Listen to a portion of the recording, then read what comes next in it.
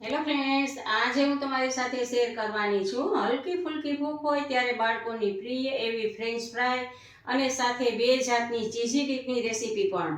તો ચાલો શરૂ કરીએ. શરૂ કરતા પહેલા નવી રેસીપી શીખવા માટે નીતાબેન કુકિંગ ચેનલને સબસ્ક્રાઈબ કરો અને સાથે બેલ આઇકનને જરૂરથી પ્રેસ કરો નવી રેસીપીના વિડીયો સૌથી પહેલા જોવા માટે.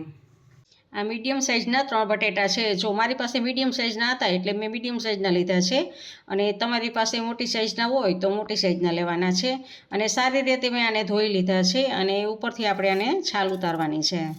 આવી રીતે આપણે બધા જ બટેટાની છાલ ઉતારી લેશું. જો આપણે આ 3 બટેટાની કરશું. 3 બટેટાની છાલ ઉતારી લીધી છે અને હવે આ બટેટાને આગળ પાછળનો ભાગ આવી રીતે આમ કટ કરી લેવાનો છે અને સાઈડનો પણ આવી રીતે કટ કરી લેશું. જો આવી રીતે ગોળાઈવાળો ભાગ હોય એ બધો જ કટ કરી લેવાનો છે. પછી આવી રીતે આમ કાપા કરશું. બહુ જાડી નથી કરવાની, પાતળી કરવાની છે. અને હવે આના પણ આવી રીતે જુઓ, આવી રીતે આમ જુઓ આટલા પાતળા કરવાના છે. આવી રીતે આપણે બધી જ ચિપ્સ બનાવી લેશું.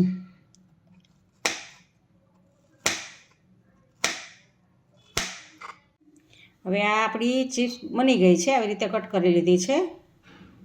ગેસ ઉપર એક વાસણમાં આપણે પાણી લીધું છે. 1.5 ગ્લાસ જેટલું આપણે પાણી લીધું છે. પાણી આપણું ઉકળે છે તો એમાં આપણે 1 થી 1.5 ચમચી જેટલું આપણે નિમક એડ કરશું, જેથી આ બટેટામાં નિમક લાગી જાય, ચડી જાય અંદર બફાતી વખતે. અને થોડુંક અડધી ચમચી જેટલું આપણે લીંબુ એડ કરશું. લીંબુ નાખવાથી આપણી જે ચિપ્સ છે એ કાળી નહીં પડે. અને આને એક વખત ઉકળવા દેવાનું છે, પછી એમાં આપણે ચિપ્સ નાખવાની છે. હવે આપણે આ ઉકળતા પાણીમાં ચિપ્સને એડ કરશું અને ઘડિયાળના ટાઈમમાં તમારે જોઈ લેવાનું છે. 3 થી 4 મિનિટ જ આને બફાવા દેવાની છે. એનાથી વધારે આપણે બાફવાની નથી. આપણે એકદમ બફાઈ જાય એટલી ગતિ કરવાની. વધીને 4 મિનિટ સુધી આપણે આને બાફવાની છે. હવે આપણે 4 મિનિટ થઈ ગઈ છે તો ગેસને ઓફ કરી દઈશું. આપણે એકદમ ફૂલ બફાવાની નથી. જુઓ, એકદમ નરમ થઈ જાય ને એટલી જ બફાવાની છે. આપણે ગરમ છે એટલે ચેક નહીં કરી શકીએ, પરંતુ નરમ થઈ જાય એટલી જ કરવાની છે આપણે. અને એક આ જારામાં લઈ લેશું એને, જેથી પાણી બધું જ નીકળી જાય. જો ચિપ્સને આપણે બાફી લીધી છે અને પાણી બધું આમ કરીએ એટલે પાણી બધું જ નીકળી જશે. તો પાણી બધું જ આપણે નીકળી ગયું છે.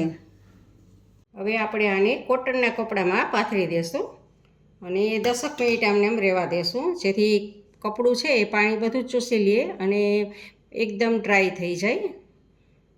જુઓ, આમ બધી જ પૂરી કરી દેશું આપણે અને પંખો ચાલુ કરશું અને પંખા નીચે આપણે 10 મિનિટ આને ડ્રાય થવા દેશું. હવે આપણે બનાવશું ચીઝી ડીપ. આપણી ચિપ્સ જ્યાં સુધી આપણી ડ્રાય થાય ત્યાં સુધીમાં આપણે ચીઝી ડીપ બનાવી લઈએ. તો એના માટે જો આ પલાળી દીધા છે. 4 કાજુ પલાળેલા છે અને 4 બદામ પલાળેલી છે.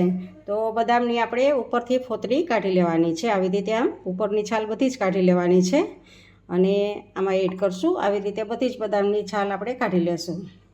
હવે આમાં 2 ચમચી આપણે દહીં એડ કરશું. થોડુંક મીઠું એડ કરશું સ્વાદ પ્રમાણે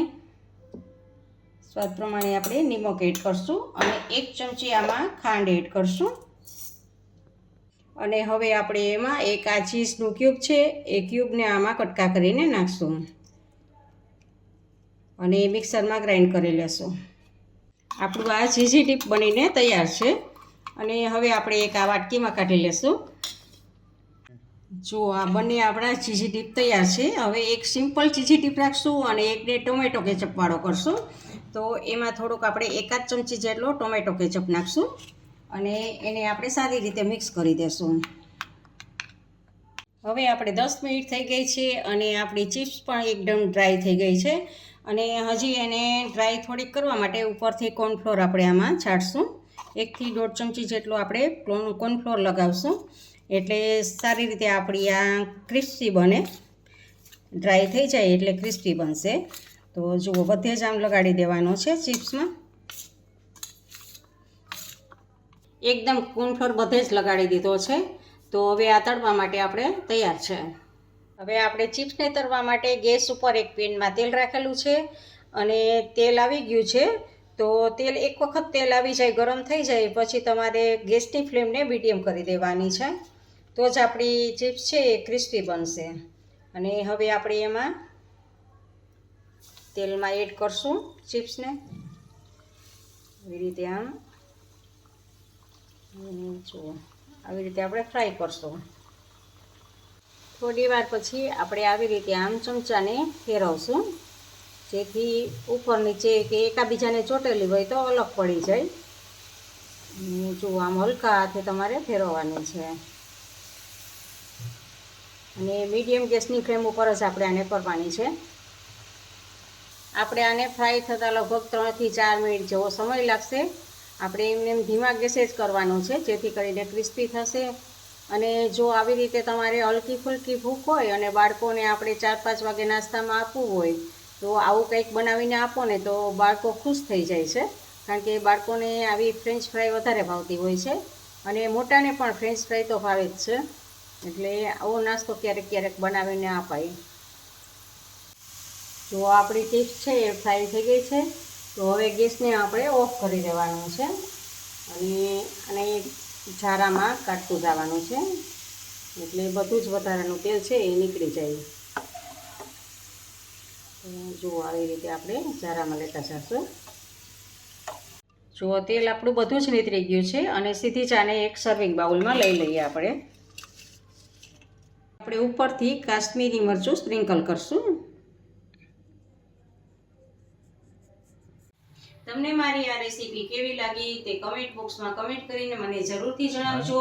ઇન્સ્ટાગ્રામમાં મારા પેજને ફોલો કરજો અને જો તમને મારી રેસીપી ગમતી હોય તો લાઈક કરીને તમારા ફેમિલી મેમ્બર્સ અને ગ્રુપમાં શેર કરજો અને મારી ચેનલને સબસ્ક્રાઈબ કરજો. ફરી મળીએ એક નવી રેસીપી સાથે.